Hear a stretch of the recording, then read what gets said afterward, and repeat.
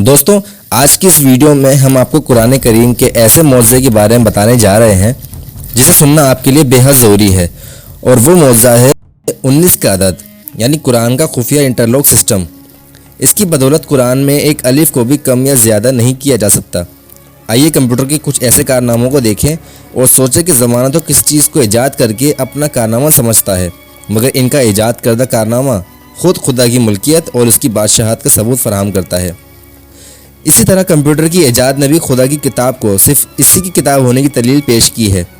مصر کے سائنسدان ڈاکٹر ارشاد خلیفہ نے سال محنت کی اور ریسرچ و تحقیق کی بنیاد پر الیکٹرانک آلات سے جو نتیجہ اخذ کیا ہے وہ بے انتہا حیرت انگیز ہے۔ انہوں نے قرآن کریم کی ہر سورہ کے ابجدی اعداد شمار بھی فراہم کیے ہیں، سورتوں کے حروف، اعراب، آیات وغیرہ۔ ان کی تعداد نوٹ کر کے لاکھوں کی تعداد میں ڈیٹا کمپیوٹر میں فیڈ کیا، اور یہ عمل انہوں نے قرآن کریم کی کل 114 صورتوں پر لاگو کیا۔ تو معلوم ہوا کہ قرآن کریم کے حروف اور صورتوں اور آیات میں ایک گہرا تعلق اور سائنسی رشتہ بسم اللہ الرحمن الرحیم سے ہے، یعنی بسم اللہ الرحمن الرحیم میں کل 4 الفاظ ہیں: اسم اللہ، الرحمن، الرحیم۔ ان چاروں الفاظ کو پورے قرآن میں تحقیق کر کے کمپیوٹر میں فیڈ کر دیا، اور یہ نتیجہ نکلا کہ لفظ اسم قرآن میں 19 بار آیا ہے، لفظ اللہ قرآن میں 2698 مرتبہ آیا ہے، الرحمن 57 بار آیا ہے، الرحیم 114 بار آیا ہے۔ ان چاروں الفاظ کی پوری تعداد 19 کے ہندسے سے منقسم ہو جاتی ہے۔ پورے قرآن میں ان چاروں الفاظ کی تعداد کسی جگہ بھی کم و بیش کر دی جائے تو اس لفظ کی تعداد 19 سے پوری طرح تقسیم نہیں ہوگی، اور یہ پتہ چل جائے گا کہ کسی نے ان الفاظ کے ساتھ قرآن میں تحریف کرنے کی ناپاک کوشش کی ہے۔ یعنی یہ ہندسہ 19 قرآنی کمپیوٹری نظام میں ایک انٹرلاک سسٹم ہے جو قرآن کے ان الفاظ میں ان کی تعداد میں کسی بھی ہیرا پھیری کا پردہ فاش کر دے گا۔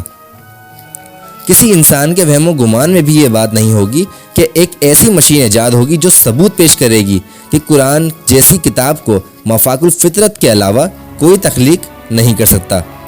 حضرت ابوبکر رضی اللہ عنہ فرماتے ہیں کہ ہر ایک کتاب میں ایک راز ہوتا ہے، اور قرآن کریم کا راز وہ حروف مقطعات ہیں جو الگ الگ پڑھ جا سکتے ہیں، جیسے الف، لام، میم، حامیم، قاف، نون وغیرہ۔ 19 کا یہ ہندسہ جس کے بارے میں ہم بیان کر رہے ہیں، یہ بذات خود قرآن کریم کے لفظی ترکیبات کے اعجاز کا روشن ثبوت ہے، اور اس سے یہ سچائی سامنے آتی ہے کہ چاہے جیسی بھی جدید ترین مشین ایجاد کر لی جائے، وہ قرآن کی حقانیت کو بیان کرے گی، کیونکہ یہ پورے قرآن مجید کے حروف ایک خاص حساب کے مطابق ہیں۔ لاکھوں حروف میں سے صرف ایک کا فرق بھی اس کے حساب کو بگاڑ دیتا ہے۔ حساب کی اس حد تک درستی اور اس دور میں مسلم اور غیر مسلم دونوں کے لیے ایک طرفہ تو یہ ثبوت فراہم کرتی ہے کہ قرآن مجید 1450 سال گزر جانے کے بعد بھی ہر قسم کی تحریف سے پاک ہے۔ اس ہندسے 19 کے بارے میں قرآن کریم میں ارشاد ہوا ہے کہ اس کے اوپر 19 ہیں۔ کچھ علماء نے ترجمہ کیا کہ اس پر 19 فرشتے مقرر ہیں، سورۃ 74 آیت نمبر 30، مگر یہاں ہندسے 19 کی اہمیت کو اجاگر کرنا مقصود ہے۔ یہ بات بالکل واضح ہے کہ قرآن کریم میں کل 114 سورے ہیں جو ہندسے 19 سے پوری طرح تقسیم ہو جاتے ہیں۔ اللہ نے اس نقطے پر بھی قرآن کی حقانیت کو واضح کیا ہے، وہ یہ کہ 114 سورے سے ایک سورۃ توبہ کی شروع میں بسم اللہ الرحمن الرحیم نہیں ہے، گویا کہ صرف 113 صورتوں کے شروع میں بسم اللہ الرحمن الرحیم ہے، مگر یہ 113 تو 19 کے ہندسے سے تقسیم نہیں ہوتا، اس لیے ایک بسم اللہ کا اضافہ سورہ نمل چیپٹر 27 آیت نمبر 30 میں کر کے 19 سے تقسیم ہونے کے لائق بنا دیا۔ یعنی بسم اللہ کا جو عدد 113 تھا اسے 114 کر دیا تاکہ 19 کے ہندسے سے تقسیم ہو سکے۔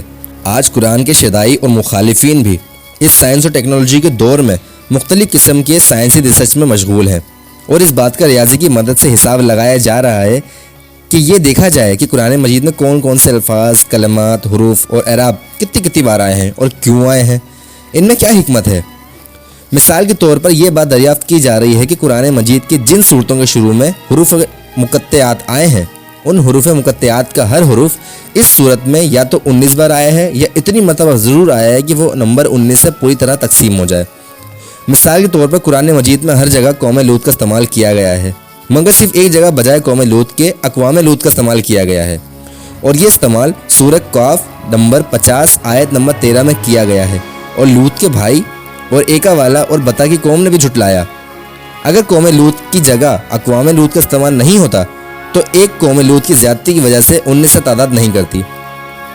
اسی طرح خدا نے ہر جگہ الفاظ اور اعراب وغیرہ کو انٹرلاکنگ سسٹم سے جوڑ رکھا ہے، ورنہ سورہ کاف میں حروف کاف کا نمبر 19 سے تقسیم نہ ہو کر 19 کے ہندسے کو بے اثر کر دیتا۔ اب اگر ایک کاف بھی کوئی گھٹا کر پڑے گا تو خود آیات پکڑ میں آ جائیں گی۔ اگلی مثال سورہ نون کی ہے۔ اس حروف کا استعمال سورہ نون میں 133 بار ہوا ہے، جو کہ 19 کے ہندسے سے تقسیم ہو جاتا ہے۔ اسی لیے پوری سورہ میں کسی بھی ایک نون کا اضافہ یا اخفا کر دیا جائے تو تحریف فوری پکڑ میں آ جاتی ہے۔ خود قرآن کی پہلی آیت بسم اللہ الرحمن الرحیم میں کل 19 حروف ہیں۔ ایک حروف کی زیادتی یا کمی قرآن میں کسی طرح کی ہیرا پھیری کی پکڑ میں مدد کرے گی۔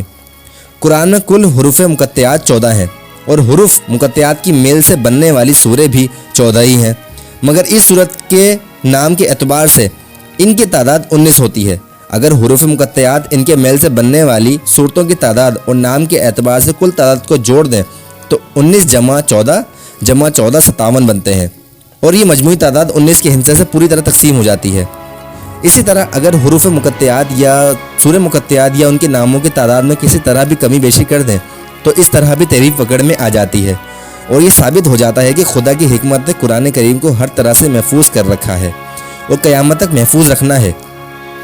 اس سائنس اور ٹیکنالوجی کے دور میں خدا نے یہ موقع دیا کہ آج جس مشین پر آنکھ بند کر کے بھروسہ کیا جاتا ہے وہی مشین قرآن کی حقانیت اور اللہ کی کتاب ہونے کی گواہی دیتی ہے، اور آج کمپیوٹر کا جواب بھی یہی ہے کہ اس میں کوئی تبدیلی ممکن نہیں۔ اگر ویڈیو پسند آئے تو اسے لائک اور شیئر ضرور کیجیے گا۔ ملیں گے نئی ویڈیو کے ساتھ، تب تک کے لیے خدا حافظ۔